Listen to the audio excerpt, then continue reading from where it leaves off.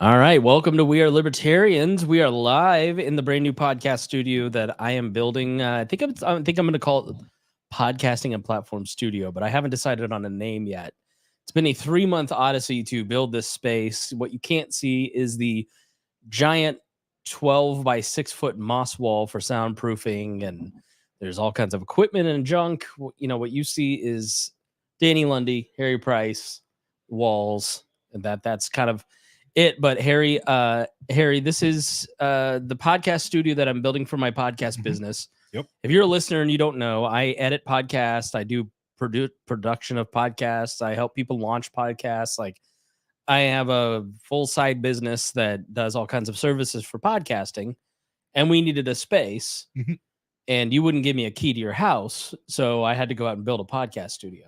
Well, yeah. Well, for shame. Well, I didn't want to give him a key for several of the reasons that you see around us, you know. So, oh, really? Like what?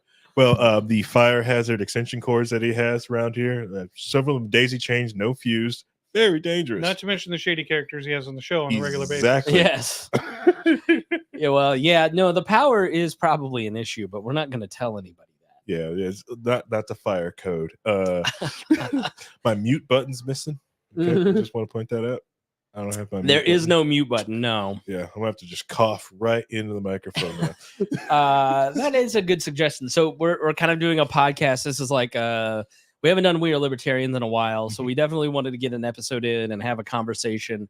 It's 4:20. Yep. So of course the Libertarian Party of Indiana has a party right outside the door, so that's why you might hear some mingling. So we're gonna pull a couple people in, and I needed basically a test subject. So Harry volunteered to drive all the way here, this brand new studio with thousands of dollars of equipment. And Harry's like, yeah, I don't want to go record there. It's a little far for me. Can we keep doing it at the Doolittle Studios? It's a little far. So to be clear, you don't want to do it in your house, but you also don't want to do it here because that's too far. This one's too far, but the house is the $250,000 recording studio that we have. Amazing place. Awesome. I'm willing to drive there because it's 15 minutes further. Okay. This is 15 minutes further. I mean, I feel like you're being a little. Is he that big of a star? Like, is he? He's a does he star. only get green M&Ms? He's a star. I know you're a big deal. I don't know. I understand the podcast world. I'm just asking. Danny, like I could use the pub. We could record out of here. I mean, it was built for conversations like this. This is the summation of a dream that I've had for 10 years. I really love the climbing wall too. I didn't realize that was for soundproofing. I thought you were just supposed to grab the moss and see if you could reach the top. Yeah, as Luke Lomax said, he's like, this is like a long way from the studio that you had in your kitchen, right? Yeah. I mean, it's a big deal. And also doing the shows here helps me promote it on live streaming so people can see that there's a podcast studio in Indianapolis that they can rent. You can't throw one of these chairs. And Harry wants to do it at his house because it's 15 minutes closer to him. Correct. Can we also admit that, like, I want longtime listeners know for the longest time that I've said that Spangle should have moved it from his kitchen and just used his bedroom, and he kept saying it wouldn't fit. It would fit. It would have fit. It would have fit. And clearly, you did not get that joke. Yeah. Well, it would have, but it just would have meant you had various suggestions when we were in the apartment, like drywall up the kitchen. Yeah. I have best suggestions. Yeah. Like, I had a 1-bedroom apartment, and he's like, move the studio into the bedroom and put your bed in the dining area. Started only yeah. Right. Yeah. Oh. Yeah. We'll see, like, because if it was in there, his bedroom had great soundproofing that he never really used. But then he would have that nice space there. It would be great. This is actually smaller than the bedroom. This is probably about 3/4 of the size of the bedroom, maybe half. Yeah. So you were probably right.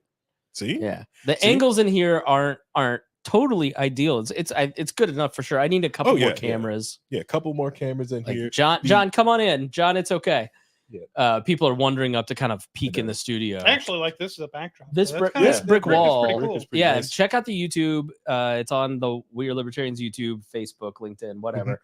This brick wall. This is when I walked in the space as they were giving me a tour, because I have a podcast for podcasters called Podcasting and Platforms, and every month I host a podcast meetup and then a live podcast for podcasters here in Indiana. And when she was showing me the space, I walked in and I looked at this brick wall and I was like, this would be a great podcast studio. because it's kind of long. You have some space in here. This brick wall is like a natural accent, but it was very bouncy. So that's when we built the green wall. Maybe I can kind of switch cameras here and show you the. This is when everything breaks. At the very least, you've got a brick wall to beat your head on if you ever discuss politics. Why did you do it that way?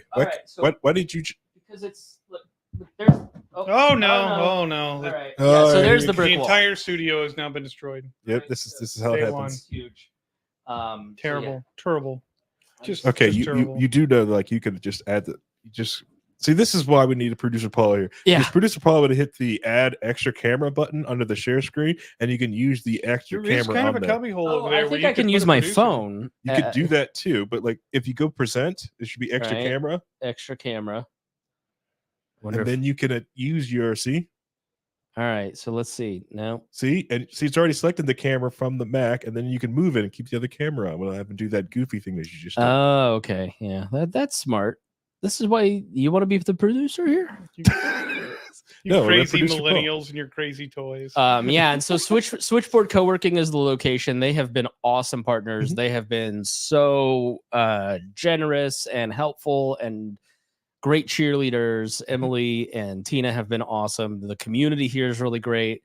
And the Libertarian Party of Indiana actually ended up renting a space. So they have an office here. You had the Danny's SEC meeting this morning, down in the basement. We had a nice meeting space down there. Yeah. So the Libertarians are invading the Switchboard co-working space. And so nice. We got to take over one block at a time, I guess. That's how we're going to do it.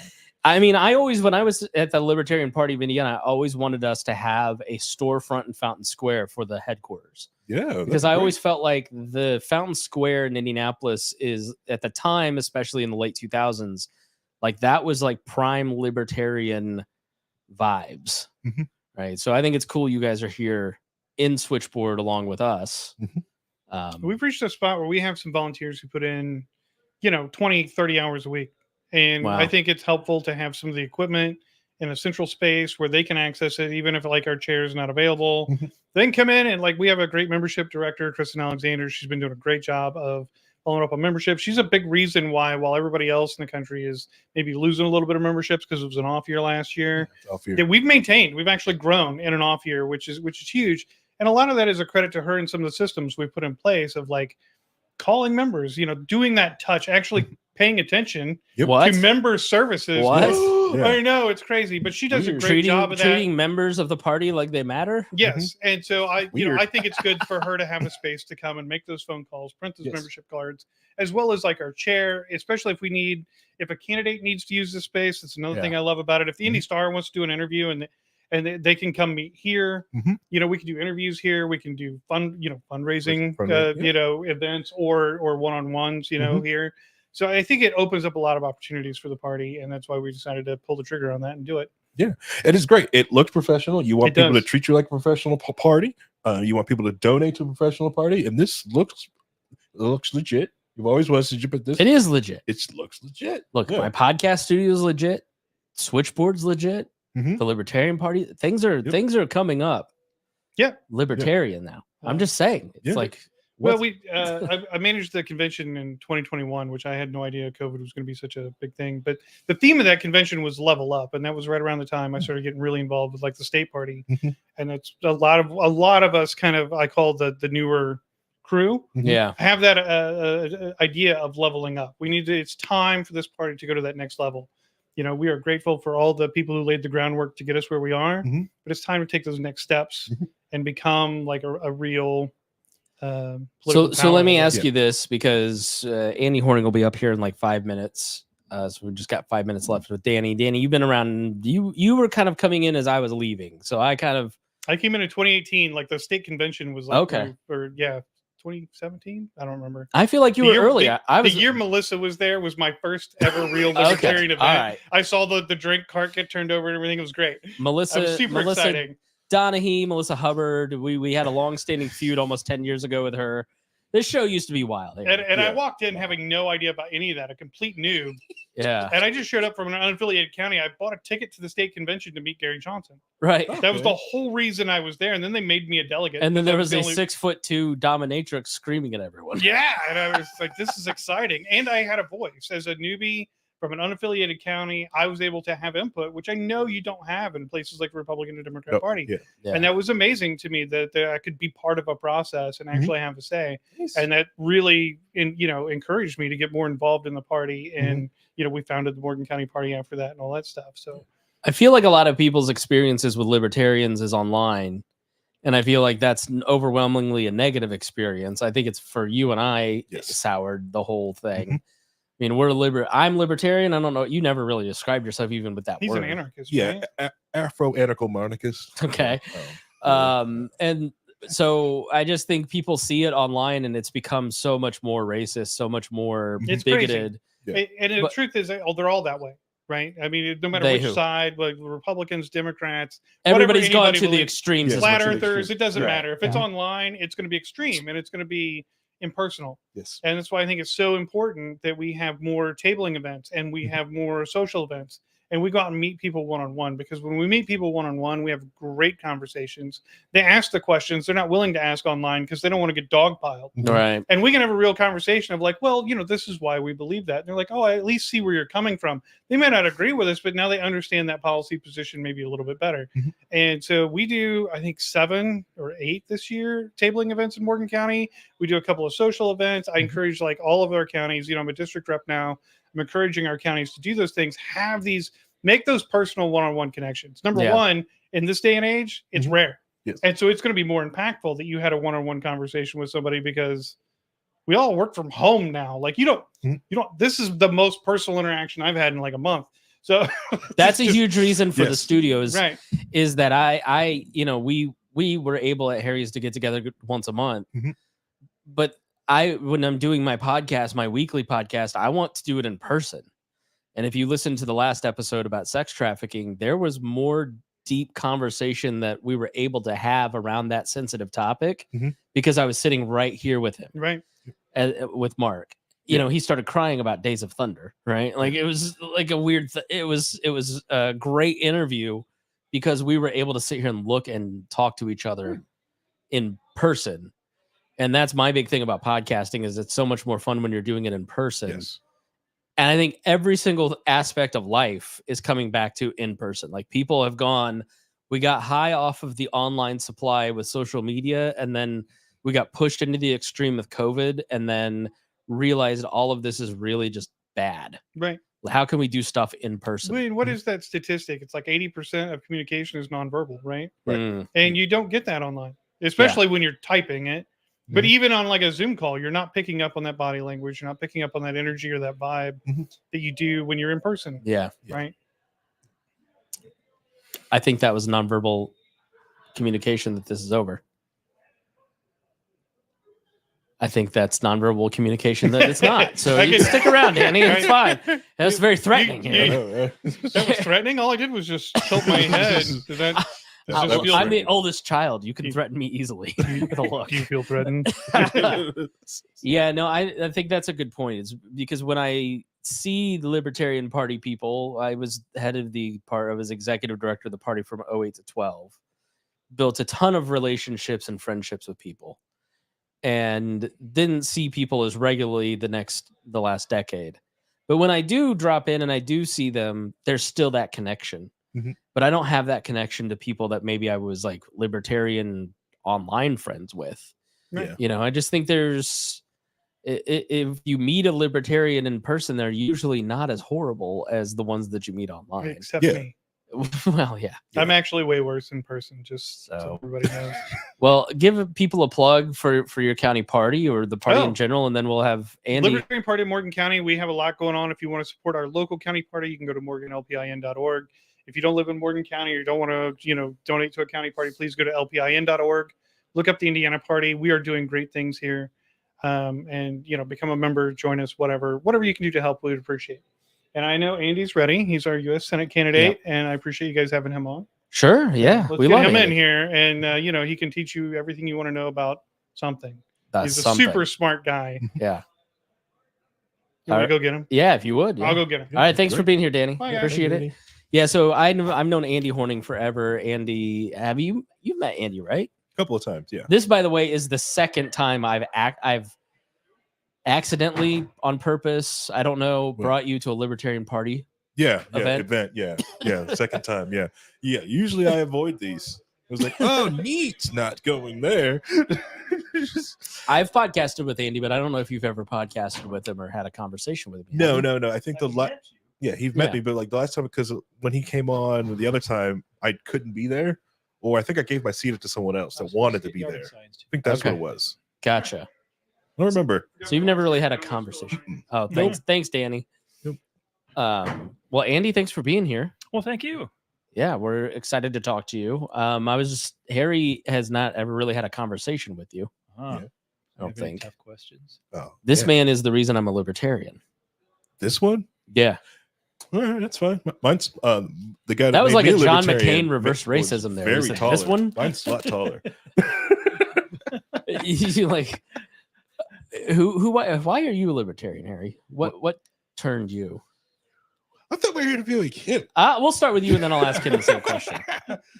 Wow. Man, I'm on the spot, the light here. No, I came to it because, well, like, honestly, it took a lot of the road. A lot of different people put different liberty seeds in me just going through high school. And then I met most of the time, because like online libertarians, especially in like the early aughts, awful, don't really talk to them. Yeah.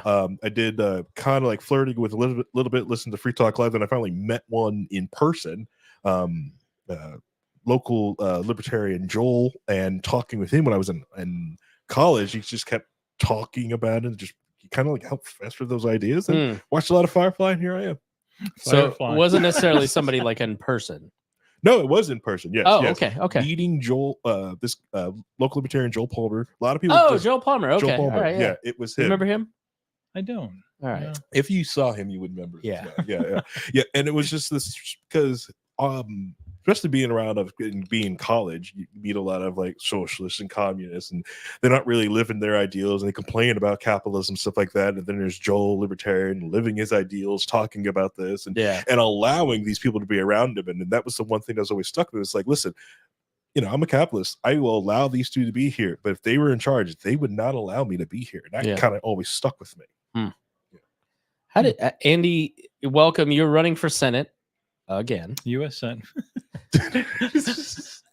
You could go ahead and say the word perennial candidate. I've heard it already. Yes. I was going to call you Lucy.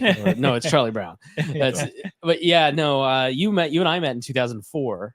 I was a little baby. 2003. Yeah. Okay. Yeah, I was College Republicans president. I'm about to be president. We volunteered for his campaign for Congress in the 7th district when he ran for a Republican. Now, I didn't know he had run as a libertarian. Like, he had run for mayor, he had run for Congress. And then I kept bringing to the campaign headquarters like my little Rush Limbaugh talking points.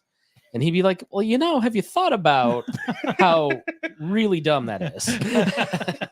I didn't say dumbass, but. No, I was a great mixture of really cocky and underinformed. It was a perfect cocktail. Yes, but I still remember. In fact, I wish I knew what I did with that notebook you brought. And it was a binder. Yeah. You brought a binder of competitive, like, competition information on like Julia Carson and issues and all this stuff. It was like that thick. Oh, nice. I did Oppo research. Research. Yeah. So I remembered that. And that was it was very well organized. And I was very impressed with you, young man. Thank you. So that was, and that was kind of a fun campaign, even though that was probably some of the ugliest stuff I'd ever done in politics, was meeting some of the money people. I don't know if you remember, I was traveling around with actually went to Florida and Arizona and met with some congressmen and congresswomen. And I met all the big money people with, like snake-eyed people, just, you could just see like Darth Vader eyes, kind of just scary stuff. And they accused me of stealing Mitch Daniels' yard signs. And no, Mitch Daniels' campaigns took your yard signs. Oh no, I know, but they accused me. Okay, I actually remember there are a lot of people who did not want Mitch Daniels' yard signs. They wanted my yard signs. Right. And so they said, get these yard signs out of my yard. I'll put your yard sign, but I don't want Mitch Daniels. So, okay, fine. And I took the Mitch Daniels yard signs and I brought them to the Republican Party headquarters, which is, isn't that seems fair? And and at the time, nobody said anything about, okay, thank you for bringing these signs back. And I understand. But it later came out that they were accusing me behind my back of stealing Mitch Daniels' yard signs. And, and a lot of people knifed me in the back in that, in that camp. I remember that your yard signs were going missing and getting replaced with Mitch signs. And the campaign manager admitted, because we went and we were like, hey, what's going on? And they're like, look, in 2000, McIntosh lost the governor's race because Julia Carson's opponent scared her. Yep. And he lost Center Township, so he lost the governor's race. And we can't have that in a tight race with Mitch. So we've just been taking your signs and Marvin Scott signs out. And I heard that, a lot of people, the money people were all telling me that pretty openly. They were, I suppose, friendly, and that they were giving me what they thought was advice. You keep your powder dry. Just don't do anything in this election cycle. Just keep your head down, and we just don't want to rile up that base.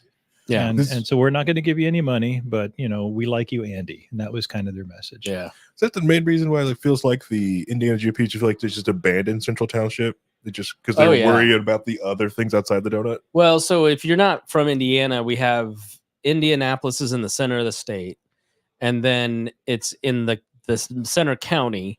And then the township in the middle is Center Township. And that's where like the circle is. So it like circles down to circles to circles. 2 blocks to north, though. Right. And then you have basically this, at the time, it was a large population of Democrats. It's still very, very progressive in the Center Township, but it's like the whole county has expanded to being very progressive. Yeah. And the congresswoman at that time was a pioneer Black congresswoman and had a very loyal, strong base. At the time, you had ward chairmen, you had precinct committeemen. Once McCain-Feingold happened, or is it McCain? No, it was Citizens United. Citizens United changed that whole structure. But Julia Carson in 2004 had the ability to mobilize all these local people to get out the vote efforts to change the effect on certain races because it was still pretty competitive. Now what you have is it's very blue in our county. It's very purple in the donut counties, and then it's very red, like where Andy lives, and it's very polarized. And there's no precinct committeeman anymore. There's no ward chairman. There's no like give, except for maybe like a couple townships in Hamilton County. Right. But it's, it really did matter. Politics, when I started, when you were running for mayor and Congress, it was much different than it is now. Now it's much more money, much more controlled by the guys he's talking about. Well, but there's also, even at that time, they still had like she had the Dove Fund, Democrats United for Victory. And then they had the the larger get out the vote, like Acorn and what was the other one that was local? There's the Purple Union. There's one that was the one that they were the ones that we found busing people around from the same people around from precinct to precinct. I can't remember the name of that group, but anyway, they had a very powerful machine. For not only getting out the vote, but for fraud, which that you got to admit, they were pretty good at it, and that and now that we know that it's probably better organized and more national now, because we've got like the illegal alien vote and all that kind of stuff going on, and where they've actually legalized it for municipal elections, and they've been telling people that you just don't tell anybody you're an illegal alien, and we registered you to vote for these municipal elections, but you can go ahead and vote for Biden. And so this is the kind of stuff it's been going on for some time, and even as far, I remember. What was it? The Box 13 scandal with LBJ, where he got 200 people voting in alphabetical order, and that kind of stuff. He was when he ran for, I think, governor, his first Senate race that was in his Texas. First state Senate. It was crazy. If you read the Caro books, the cheating was unbelievable. It's never really been different. It's just better hidden now and better organized, and we have a media that's more amenable to covering those things up because they're ideologically aligned with them. To answer your question, yes, Republicans have totally given up on Marion County because they just ran a guy for mayor who put 7, 15, 20, 50 million. It could have been one who it was totally saturated with his own money because he's a 500 millionaire. Yeah. And he got his butt whooped by a mayor who's very unpopular by pretty much every elite, every institution, every citizen. Yep. Doesn't like the guy, but he still still campaign though. He also ran an awful campaign. Yes. Yeah. You had the Republican running for mayor going, you know what? I think all these he just totally lost every Republican because he was pro gun confiscation. Yeah. Well, he's actually pro everything the Democrat was about. So, yes. Yeah. It made no sense. It's like, why go with the devil I don't know and I'll stick with the devil I do know. So so Andy's running for Senate, and he's always very articulate, always very popular in terms of especially the televised debates, which for like a libertarian, Indiana has the Indiana Debate Commission. Every state should have a debate commission like ours. And in their charters that if you have ballot access, you have access to the televised debates. No more of this cabal of local TV stations shutting out the third parties. We're going to accurately reflect your ballot. Every poll, every debate should reflect what you actually are voting on. Correct. And so Andy will be in the televised debates with the other two candidates if the Republicans decide to actually participate.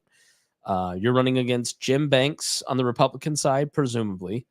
And we don't even know who the Democrat is. I don't know. You probably do. It doesn't really matter.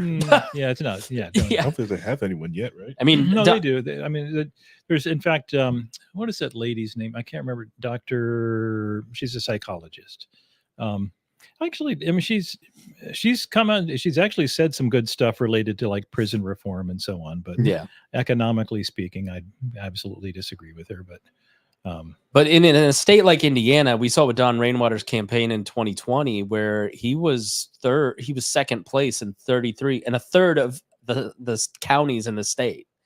And so Jeremiah Morrell, I found out yesterday, is appointed to the merit board in his town and has a sheriff's badge. So he's fully become Boss Hog. Oh, wow. Oh, no. For real. For real. Oh, but man. The reason he was appointed by John Sproles, the sheriff, is that you have to have two parties on all of these boards and commissions in the state. So Republicans have wised up and stopped appointing Democrats and started appointing libertarians. So for most of the state, Andy, you are their second viable option when you're running for Senate. Would you have ever imagined that we would get to that point when you started running? I'd always dreamed of it, of course, but no, I never really expected it. And that's where I think now we have just an amazing set of circumstances where people like Dennis Kucinich is running as an independent and doing, I mean, he's been getting interviews and RFK Jr. and, more people than ever are saying they're independent, and more people than ever have actually been turning away from the two-party system in one way or another. And what was that last poll? It was like 67% of Americans say we need a third party. All of that's new. And I think it's kind of like in the Declaration of Independence, where it says mankind are disposed to suffer as long as evils are sufferable, rather than to... well, now you flunked. You flunked your test. You can't be the thing. You got farther than I would have. I was supposed to know that one. But anyway, the idea is we'll put up with an awful lot before we're going to do anything about it. And the founding fathers were getting shot at, and it was still only less than 25% of them who wanted to leave their country, basically, to fight their own government. And so I think, we have a high level of disgust because a lot of people are hurting, and whether they're hurting enough, I don't know, because it takes a lot to make people change their minds and actually affect their voting arm. But, you think about how many people know our government's corrupt. I mean, who doesn't? Yeah. I mean, how many people are... Even if you don't think it's corrupt, it's not working for you. Right. And that's... Well, I guess what I have to say is... Corrupt is kind of like it's like a populist term, so it could mean anything to anybody. Yeah. But at the heart of hearts, I think every person you talk to in America knows that the government closest to them, to Joe Biden, is not functioning for them in a proper way. Right. Something's not right in how that works. Either their money's getting stolen, or politicians are, whatever that corruption, that there's something not right about how things work. There is some truth coming out. There's finally some truth coming out about whether it's COVID or whether it's about our, what's really going on with our military industrial complex and so on. And, the CIA, all of this stuff. And now people are starting to see that maybe we've been getting lied to enough that, you know, it really is starting to affect me personally. Yeah, I think with a lot of different people, especially in the online space, they're noticing that the FBI has the ability to go after people for watching a YouTube video, but for other things they can't figure out. Oh, we have no idea how this child sex ring got this way, but we can find someone because they watched this other video on YouTube.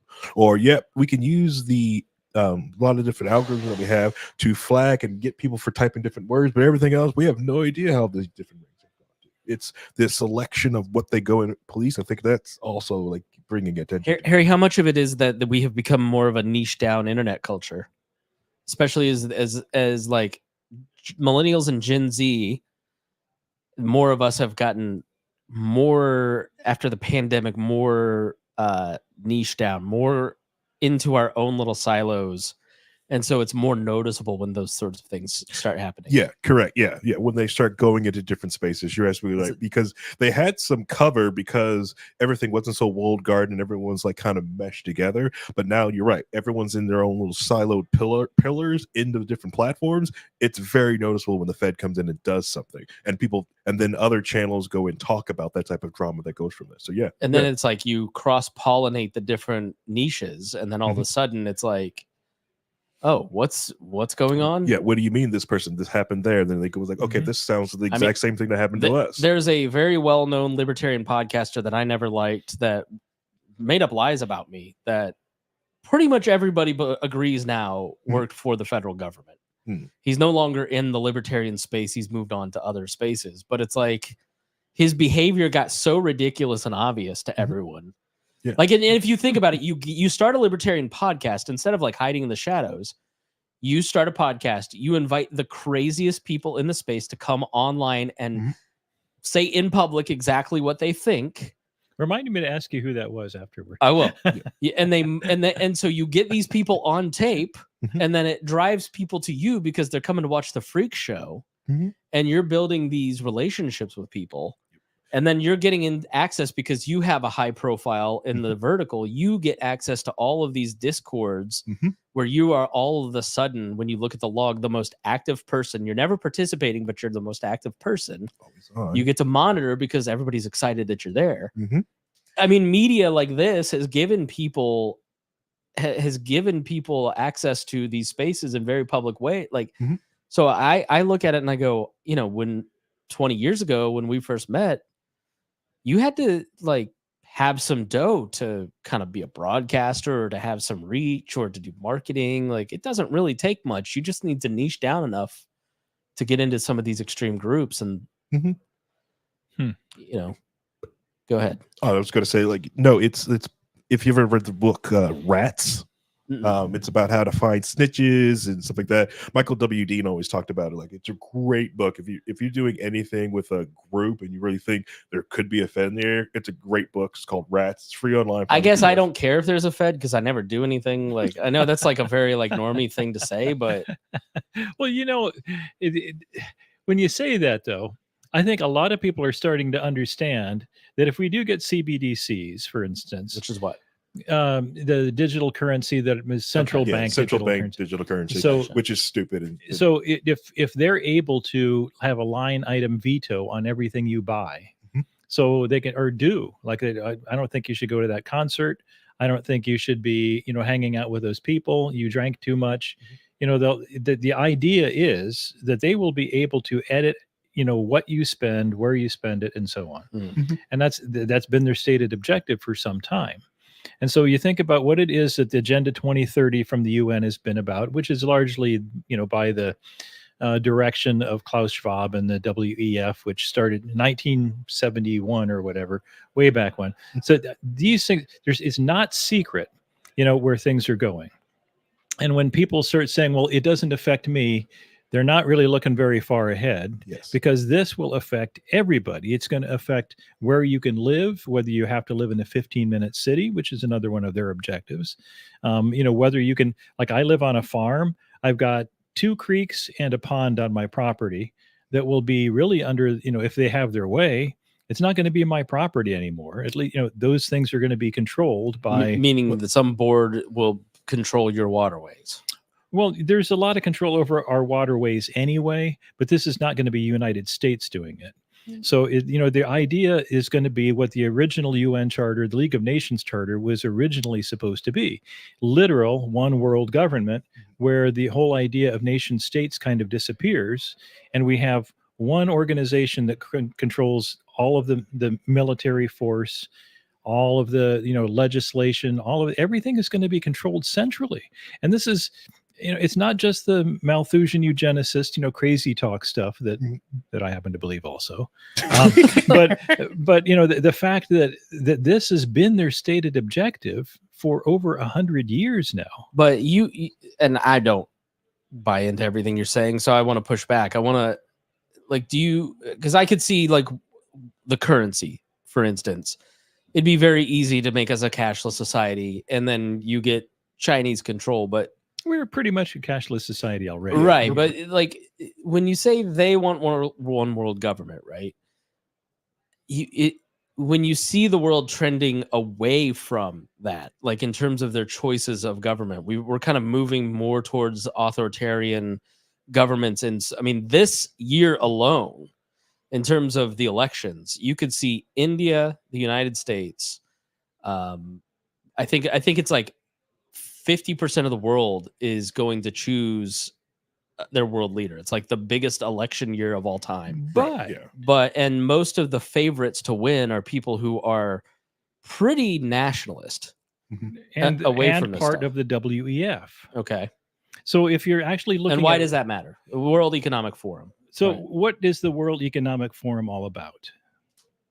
I mean, you tell me. Yeah. Look, so the World Economic Forum long ago was actually, the whole point was to make sort of a one world government. Everything's going to be more equitable, more sustainable, more central in terms of economics, and that you will own nothing and be happy stuff. That really is WEF. And this is people meet in Davos. It's led by Klaus Schwab. It's where all the CNBC broadcasts from there. It's all the billionaires meet together. They have their side conversations. They have their panels, and they talk about our government is run by it's.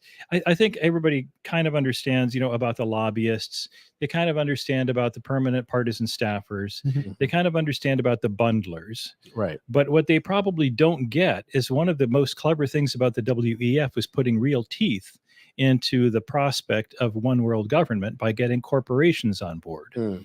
So when you have a consortium of corporations, for example, the Trusted News Initiative, it was started by, ostensibly started by the BBC, but very quickly Google, Facebook, all of the major media, Disney, they all became part of this TNI, this Trusted News Initiative. So they're all on board with this. And these are the people that the fact checkers at Facebook, they trust their sources.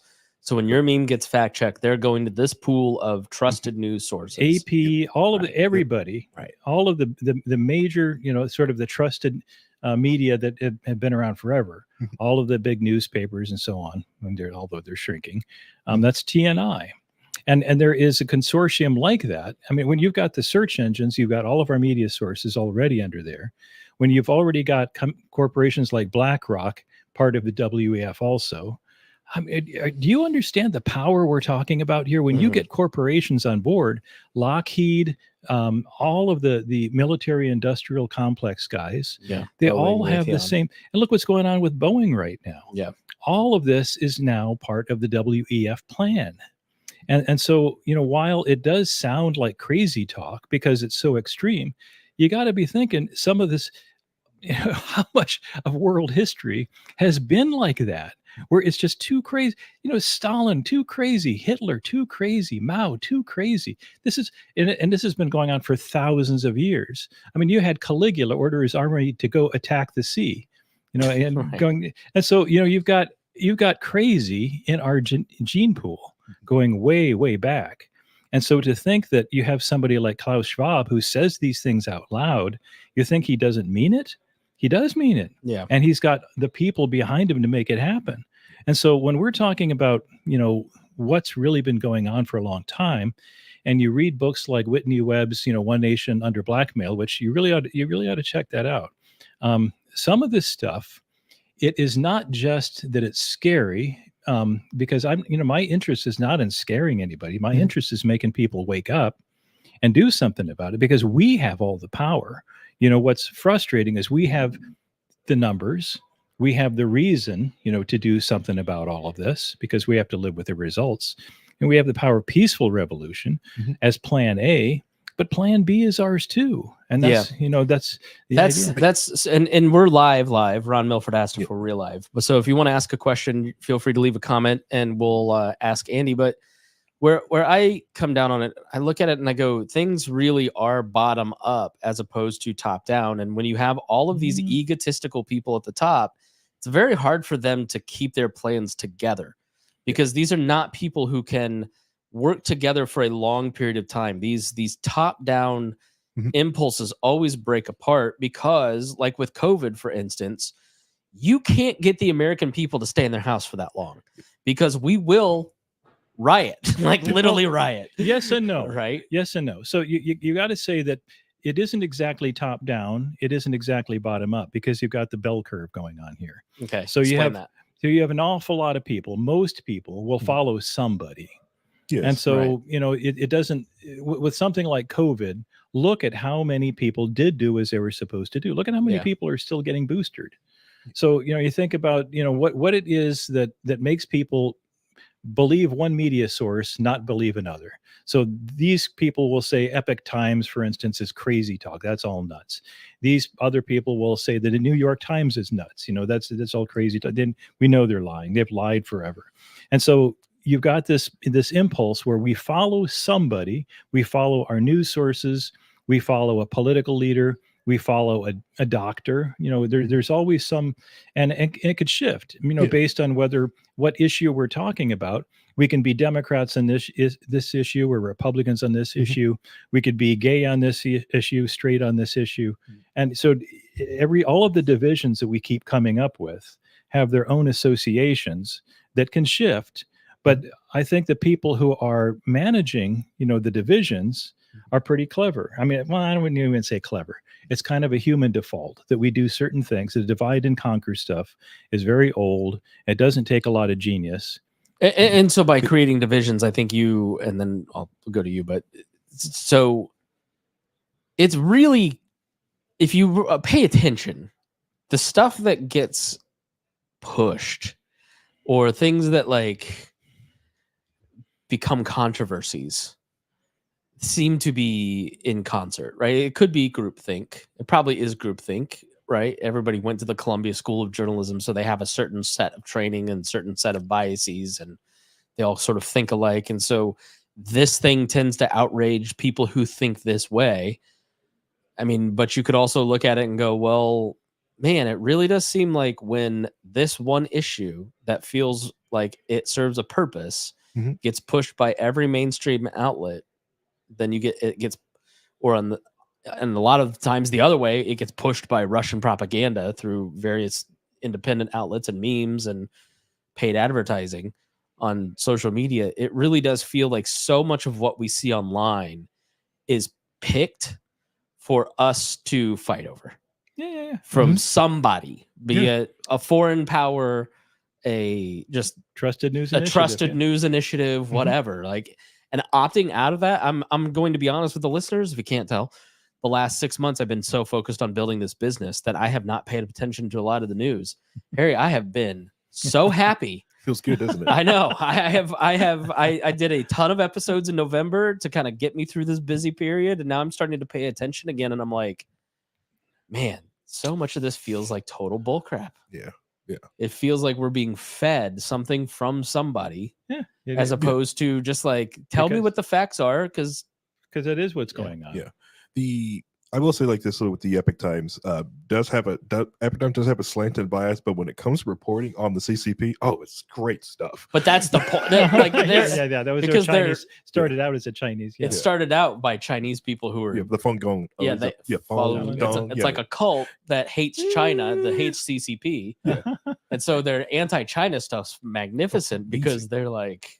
They take all the information from dissidents, and they put it out. They have like RT is great on some stuff too, though. So if you look at all of the different sources that are available to you, you pick and choose, and you match it up to what you know about humans, you can probably get a pretty accurate idea about what's going on. Yeah. And if you match it up to history, and what has, what we've always done in the past, it's pretty easy to see that with, combination of technology with the same old, Caligula, Nero, Pol Pot, madness that we fall for every now and then. We have these epics where global domination seems like a good idea, and there are always people willing to do it.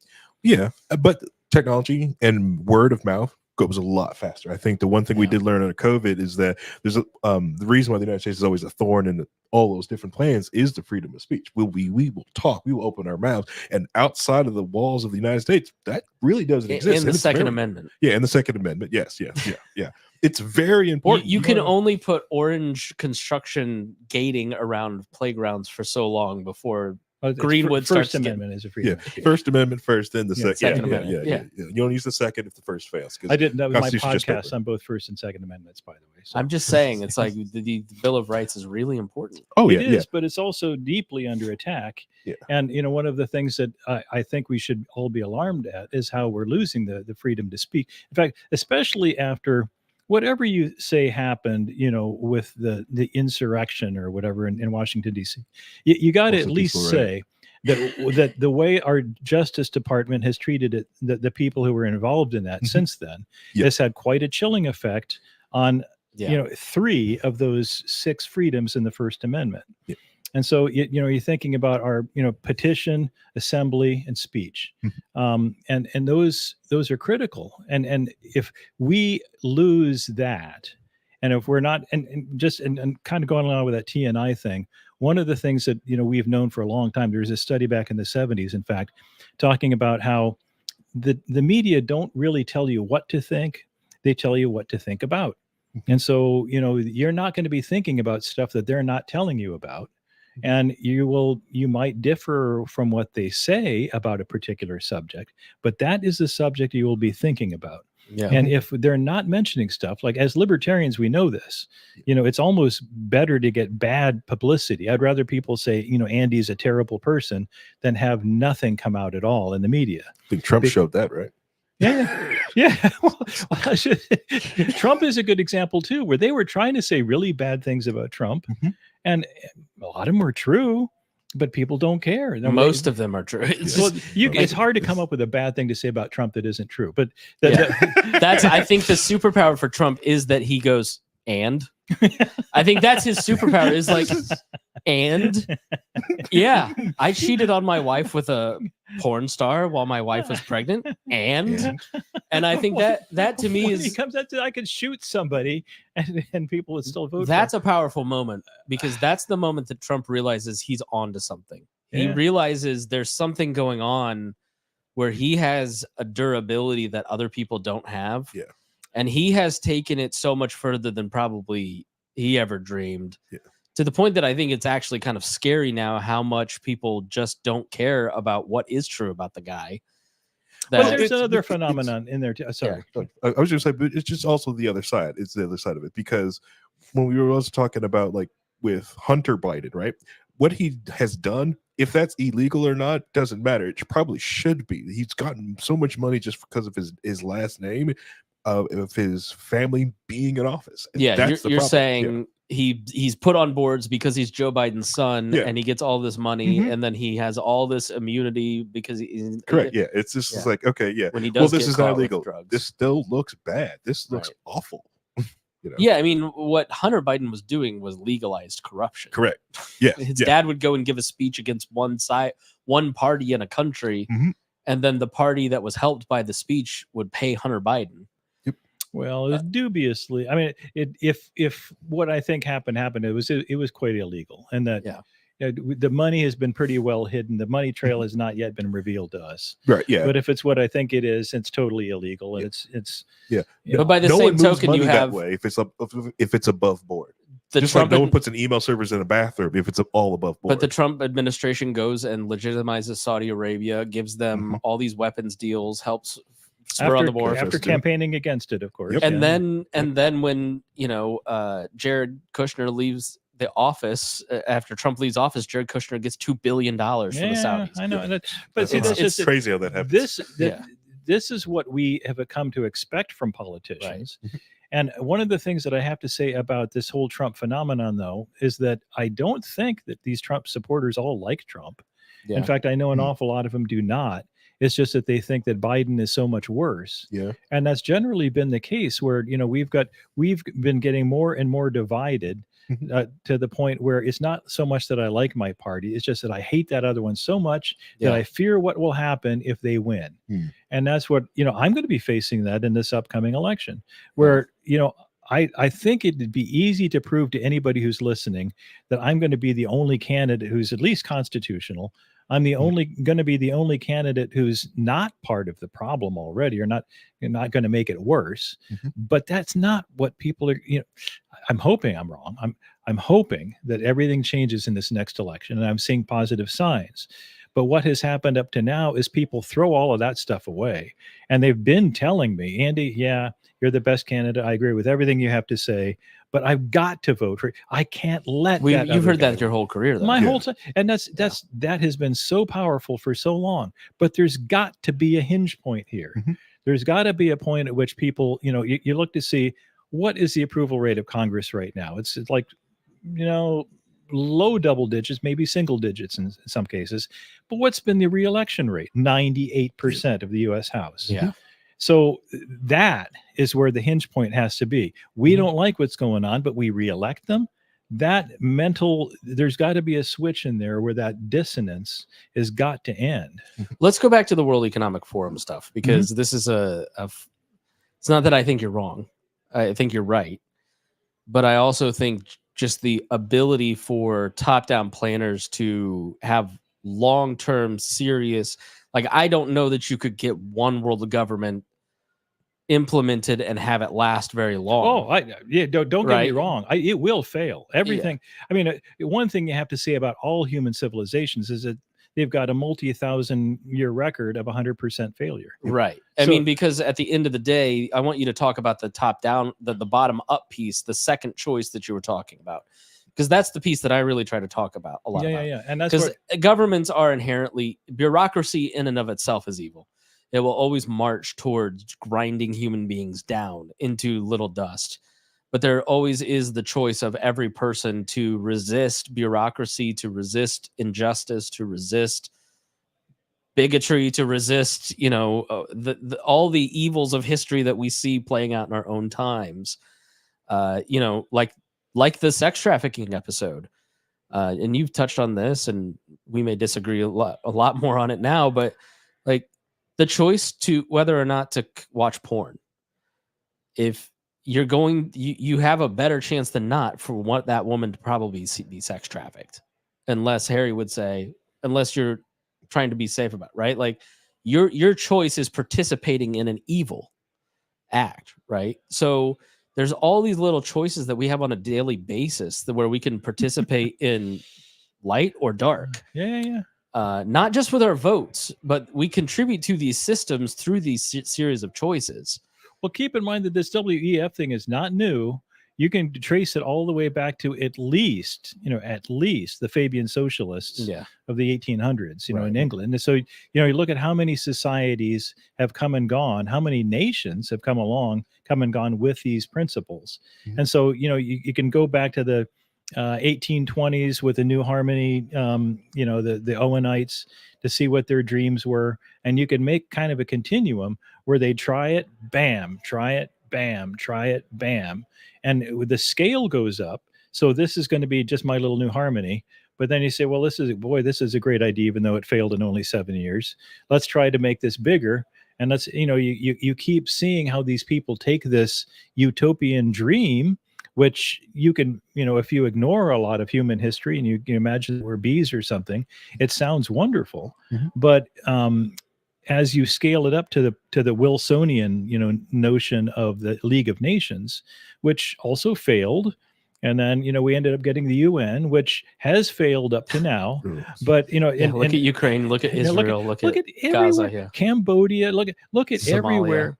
It's awful. But the point is, if you have enough people with money now to at least push it through. I'm not saying it's going to last. We're going to get hurt when it fails. And so, really one of the things that I've stressed for decades now is that it's not like I've been fooling myself into thinking that I'm going to win and, take over the government or anything like that.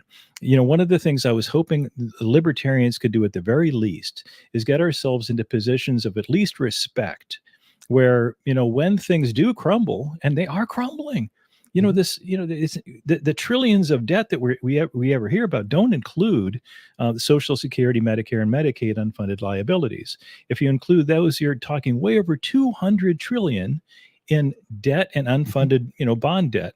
And so this is unsustainable. Now, whether it crashes or whether we keep inflating ourselves out, because, national economies are graded on a global scale, and everybody is screwing up right now. So, you've got the BRICS nations, which just expanded, though they just added a bunch of new Brazil, nations. Russia, India, and China. And now it's not just them. So they now that they've added, 6 more nations, and they've got, kind of a bigger, global effect where they've got arrangements with, they've got basically half the world's oil supply under their control. And in the next 5 years, if they do what they're talking about, they will be able to make some kind of a market currency that they would like to make replace the US dollar. And if they're successful, and you think about the things that the United States is doing, forget WEF, think about what we're doing, pushing Russia into more alliance with China. Instead, we've had many opportunities to get Russia more on our side. And even recently, we've had lots of opportunities, with Syria and so on, where we could have helped each other. George Bush floated the idea of Russia joining NATO and pulled the rug out from under Putin. And there's a great book called "Who Lost Russia," and you read that book, and it's just repeated rug pulling under. Right. And I am not saying that we caused them to invade. I don't agree with those libertarians, but I do think you're exactly right that we have repeatedly, our government has repeatedly bungled the relationship with Russia. And China has. I remember playing this for you in 2004. Ronald Reagan has this audio book where he used to do in the 70s those interviews. You gave me a bunch of cassette tapes. So in the cassette tapes, he's talking about the CCP in the 70s, talking about how we're going to go after the USSR and Russia first and topple them, and then we're going to topple America by basically engaging with them and luring them along and then toppling them, and we're going to play the long game and the Americans can't. And he's like, and we need to be worried about China. And this is like 1976. And Ryan Lindsay, who used to be on the network and ran the magazine, used to say, like, China's the end game of liberalism. Like, you're going to end up with a social credit score if you continue down the liberal path. Now, I don't know. He was more of a socialist, he's a libertarian, than you monarchist libertarians. But I just look at it and I kind of go, look, I can't control if there's one world government or not. All I can do is just take care of the 100 people around me and try to make good decisions and be aware that, anybody in power is going to try to take advantage of their situation, their power to enrich themselves, to get more power for themselves. Like, what form that is, I can't control it. All I can do is just try to make good informed decisions and tell people about the alternative, which we'll talk about after Harry makes this point.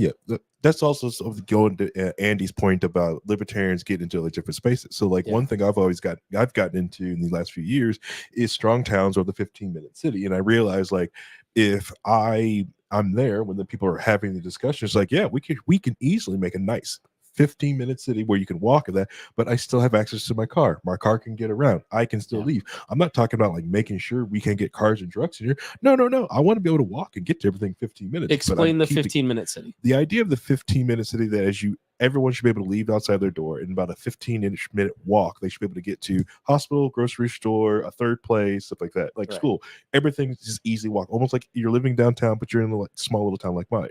I've got that almost to the point where, like, in my small town, like, I can easily 15-minute walk to all these different things, but I still have access to my car. My car can leave. I can go somewhere else. I can, but some people have that idea. Also, there's the the people controlling and keep people in those 15-minute cities. You're not allowed to leave. Right. They want to get rid of the cars and go like that. And that's what I was like. So in downtown Indianapolis, so I live in a place called Fall Creek Place. It's very close to downtown. It's like 20 blocks north of downtown. I won't give you my address because we're doing very well on our X stream.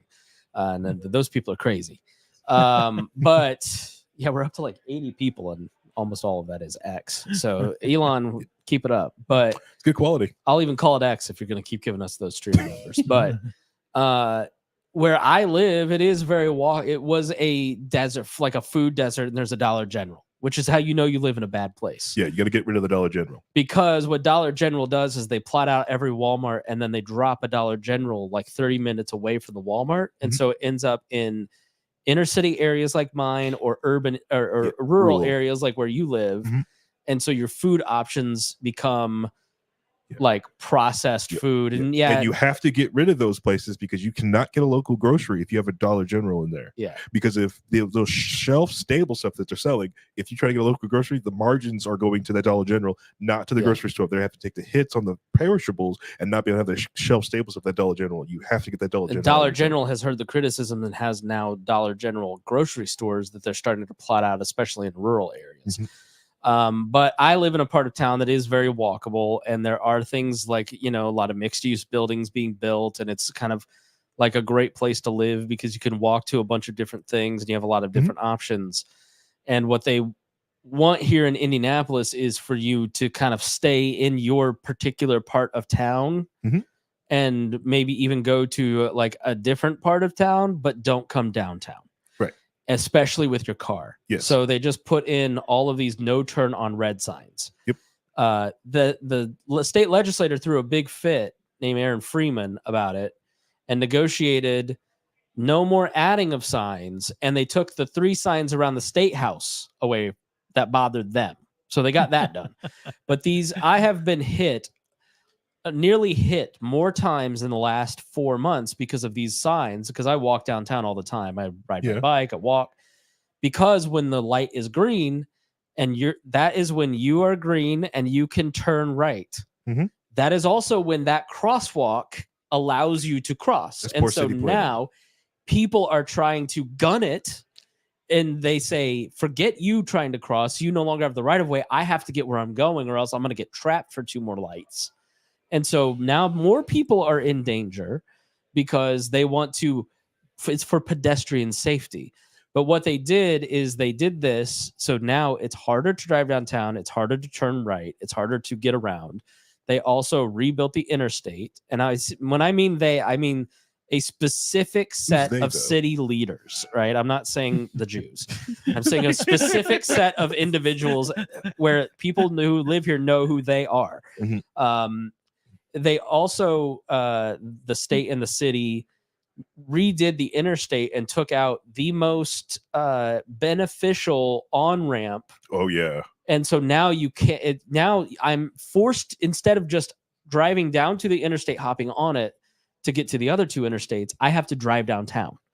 So they're causing intentional traffic jams downtown. So now all of a sudden, you don't want to drive down there. All cities used to be 15-minute cities. Right. And we have lots of 15-minute cities still. The difference is kind of like the same. You can have communism. You can have communes in a libertarian society. And if it's voluntary, fine. No problem with that. You can have 15-minute cities in a libertarian society. No problem with that if people have the liberty to do everything they want anyway. That's not what the Klaus Schwab 15-minute cities are all about. And so, what the 15-minute cities are becoming, or what you're kind of talking about to the max, where not only do you have the traffic controls and all of that stuff that make it very difficult to do anything else, they're also going to use CBDCs and other control mechanisms, which are to the central bank digital currency. Gotcha. Okay. To make sure that you don't drive too far. They'll be able to, I mean, we can already track where you go. So in New York, they've got the congestion cameras right now. What they like to do, and what they have is a camera. They see your license plate. If they call congestion or traffic, they'll just dock you and send you more money. You pay us more because you're dying during congestion. Or in 10 years, just shut your car off. Correct. Yeah. Well, they're already putting in the kill switch in newer cars. They want to get that plan and to put that in there. But yes, Yeah, well, they've already they got the cameras. I mean, in Michael York. Hastings. Yeah, they got the that. cameras up there. They're already up. They've been up in the UK for the last 4 years. Well, you've heard about how they can hack cars already, and Yeah. they can steer you off to the side of the road and stop you. Yeah. So I mean, that's already the case where the technology is there, built into new cars to a degree. Yeah. It's only going to get more so, and that's where I think one of the saving graces of what, getting back to your point a little bit, one of the saving graces of all of this is that government is kind of inherently incompetent, and to whatever degree they want to control everybody, just look at what they do with data. I mean, they're always like leaking tax data and all this kind of stuff. Medicare data just gets out everywhere. And, having worked in technology in my whole life, I understand that not only is it very powerful, but it's also very fragile. And that it's, there isn't anything that can't be hacked. There isn't anything that can't be screwed up. And if government is in charge of it, politicians and bureaucrats and all of this stuff, there will be lots of screw ups. Yeah. But, I think that, it's not like I'm not thinking it's going to fail. But one of the things we need to do as libertarians, or people who just want to be, more free than we are now, even, we just have to be ready for when things do screw up, because we are screwing up. No, I don't know if we're going to have World War III. I find it hard to believe. I mean, I'm I'm a doomsayer. That's kind of part of my. We're opposites in that respect. I'm like, it'll be fine. Yeah, it'll all work out. But it. Well, and you're like, oh no, it won't. No. I think it will work out, but it's just going to work out in doom. But the idea is that I don't think that the military-industrial complex and the scientific technological elite that Eisenhower warned us about all those decades ago. Yeah, I think that combination of groups wants to maintain a stable set of violent, encounters, like low-level wars that are just always going on. Yeah, like Iran hits an airport, and so we take out one of their. It's like it escalates because now Iran and Israel are hitting each other, but they're warning each other first, and so that's why we. But the main thing is the bombs in America are gone, so we have to buy more. So we train and arm and equip both sides of every conflict. Right. Just wait until it's drone on drone combat. It's drones fighting drones, and it's just a game. Then it's just like, hey, I need some extra money. No, but I think your point of like, we want stability is the point, right? We want everything to be homogenous. We want everything to be the same. We want everything to be predictable, because in a society like that, not only can you maximize profit, you can also keep people like to a degree. To a degree, yeah. I mean, you have.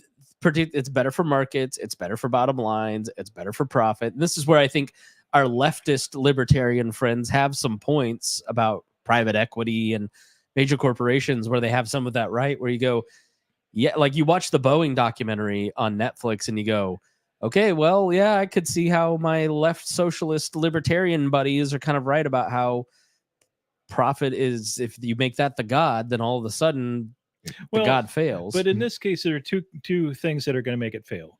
One is you run out of other people's money sooner or later. Right. And that's where we're squeezing, the transfer of wealth to a smaller and smaller group of people has been going on for a long time. But that transfer of wealth is also shrinking the amount of wealth to steal from. Yeah. And, it's not like it's a fixed pie or anything like that, but productivity is also starting to fall. Yeah. And we've also got another thing with technology that I think a lot of people are beginning to understand, is that it doesn't take a whole nation to cause an awful lot of trouble anymore. And that it's, you can have a guy in his basement, his mother's basement, hacking into, a power grid. Or you can have somebody, gets pretty clever with drones and can do an awful lot of damage on the cheap. Or with AI, you now have the Harrys of the world have a new set of tools to fight these bureaucracies who are and corporations who are much slower, much less. Guerrillas always beat the Vietnamese, always beat the Americans, and that's how Americans beat the British. You know? And so you've got all of these you've got lots of things that I don't think the guys in charge. Currently in charge they're not managing it very well right now. And so, one of the things that makes me optimistic, because I do have that side in me also, actually, it's a very small side of me, but the fact that there are cracks in their walls now, and I think the failure is now becoming evident enough to them that they're starting to get scared, which is why we are losing a lot of our liberties. Some of the veneer is starting to come off. You're starting to see the silk glove is not coming off; it's just wearing out. Well, when eggs are $4 and gas is $4, and it's like a grocery run today to get some basic, like processed foods that are supposed to be cheap, is $50, then all of a sudden you go, a box of cereal for $6. What is this? This bull crap that like the little bag of grapes that were on sale was $7. Yeah. You go, this and my income hasn't gone up.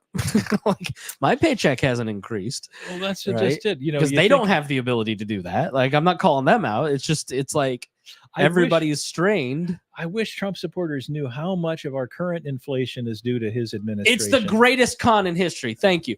This man is a genius. This is the greatest 8D chess that he ever played, because the man passed 2 stimulus bills, wrote the third, put Fauci in charge, shut down the economy, caused suppressed supply, increased demand, completely screwed up the economy, caused all this inflation, gets kicked out, and then for 4 years nobody remembers any of that, and he goes, look at how bad he's doing. This is horrible. This is terrible. But he's so bad. You remember how great it was when I was in charge? His name was try to put the name on his check, right? Yeah. Then they did the thing with the child tax credit, and everyone was surprised. What happened to my tax return? Google it. Donald Trump on the third stimulus in the negotiations was mad at Nancy Pelosi because she wouldn't make the stimulus bill bigger. It is. You can Google this. They fought over it, and he was like, "You've got to give these people more money." Like, he is the cause of the inflation, and he's completely gotten away with it. And if you think he's the answer, you are fooling yourself. I'm not saying Joe Biden has done anything to help inflation. He hasn't. They're still printing made it money. Worse too. He's made it much worse. But so he's not the reason we have $4 egg. It's just it makes me laugh because it is the greatest. It is the greatest bait and switch con in American political life, and it's just so funny that he's going to win because people go, yeah. Remember how good it was when I was in charge, baby? You want more of that? You're a little scary good at that. Yeah, right. It's going to have 4 more years to get so better good. too. So good. I like the accordion hands. Accordion hands. I don't know, man. At least the Republic's going to, because in 2030, starting then, Medicare, Medicaid, and Social Security are all going to run out of money. Like it's, I don't know. So let's end on some hopeful notes here and see if you can sum up some optimism, because you are running for office, which means you have to promise the people watching something, right? In my book, so you've got to tell people how to fix it. What is the alternative? My book, you can buy it on Amazon. I've got all the solutions are already there. And we can fix it anytime we want. And it's unfortunate that we've kind of been sold this idea of incrementalism that, it took us a long time to get here. It'll take a long time to fix it. It can't, for several reasons. That's not how humans work. Things happen fast in politics or they go bad. And in fact, bad goes fast too. It's like one of those things, like it takes a long time, then all of a sudden it blows up. Or, you think that, you have to build organizations and you have to do this. We have the power of peaceful revolution. That's the whole point of elections. It's not to hire politicians, it's to fire them. Because you've got every country in the world has got politicians, and a lot of them don't have elections. Yeah. And that's where, if we just get it in our head that we need to vote the way we talk, because I haven't talked to anybody yet, and I've talked to a lot of people so far, that in this election cycle, I've talked to an awful lot of people who agree with everything I have to say. Many people are agreeing with me. Many people, more people than ever. It's super agreement. It's unbelievable. Never before have so many people agreed with anybody as they agree. Robert E. Lee looked at Gettysburg and said, "Wow." Okay, I'm not going to try to do Trump, but the idea you haven't seen the Gettysburg thing. Robert E. Lee looked at, he said, "Wow." Oh man. But the idea right now that we have Trump versus Biden, that how much worse does it have to get?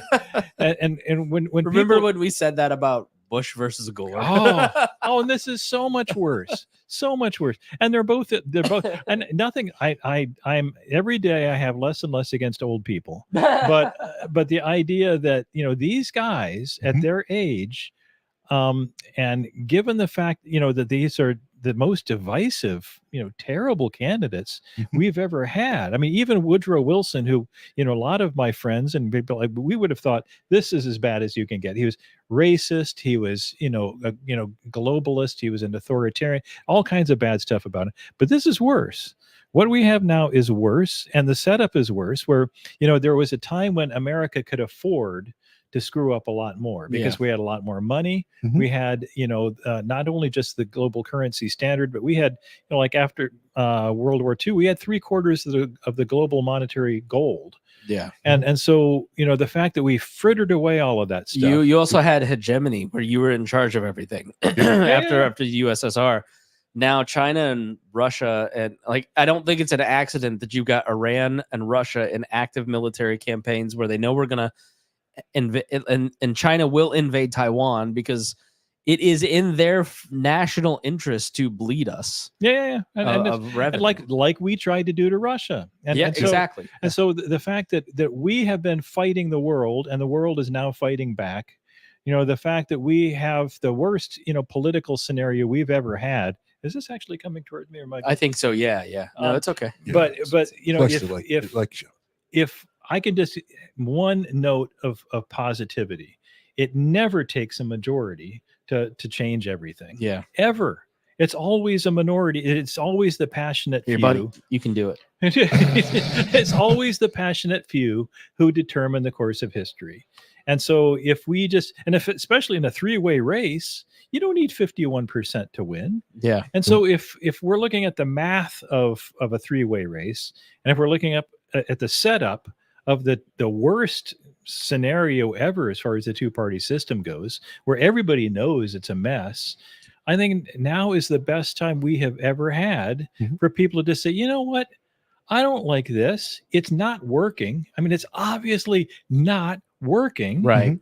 Why don't we just try this thing that we've never done before and fire the bums? Yeah. What do you got left to lose? What have you got to lose? I mean, that was literally 2004 going to black people and saying, what have you got to lose? I don't know, a lot. Well, Andy, what are you running for? What's your website? Where can people find the book? Yeah, it's I'm running for U.S. Senate in Indiana. My book is called Relighting the Torch. It's got Lady Liberty on the cover. In fact, I've got some here to sell if you guys want to buy my book. I already bought it. Oh, yeah, you already bought it. Horningforsenate.com is my website. But it's pretty easy to find my podcast, too. I've started a little podcast. It's a Constitution series.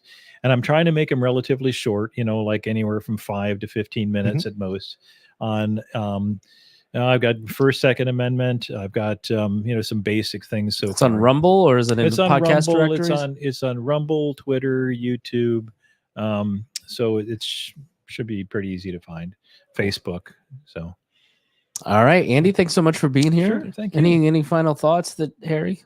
I will say this. I do like the idea of 15-minute city and getting back to it. I will say that Indianapolis has done a piss poor job of, in fact, trying to get it started. And most cities do it. They want to do the fun things first, and they mess up all the things that keep people safe. Yes, putting no turn on red, keep people safe, but not raising the crosswalks off so people walking on the sidewalk don't come down to the street. The street comes up to them, so people turning right. They can't gut it because it's a gigantic speed bump at that point. Yeah, literally. Yeah, and then also getting smarter, better traffic signs. That's it. But that stuff costs money. It's not cool. You can't, do things for it. But yeah. Well, the biggest barrier to better cities is a lot of zoning laws, a lot of land use laws. It is the lack of available land to build on because of environmental regulations, of this or that, or it can't get cleared, or that you didn't get the right permits, or Yeah. That is the biggest barrier a lot of times It's too complicated. to new. Too complicated. If we had more time, we'd talk about the whole corporate law business too, because Yeah. what we've done with corporations versus humans Mhm. is really not. That's killing us. So does that mean Yeah. you'll come back? I'd be happy to come back. Yeah, please. We'd love to have you back. And please go to Horning for just FOR? FOR. Okay. horningforsenate.com. Yep. All right. And he's not giving that up anytime soon. Okay. All right. I like teasing you that you run a lot because everybody does, but I'm also a lot older than I ever was before. I love that you're running. I love that you're going to be our, as a libertarian, our voice out there again. And just appreciate your 20 years of friendship at this point. 20 years. 20 years. Yeah. Yes. Felt like 50. Wow. Yeah. All right. Thanks so much for watching us here on We Are Libertarians and the Chris Spangle Show. We really do appreciate it. And thanks for watching. If you got something out of this, please share it. Hit the share button. That really helps us, or retweet, re-X. I don't know what you call it. Thanks so much. We'll see you again soon.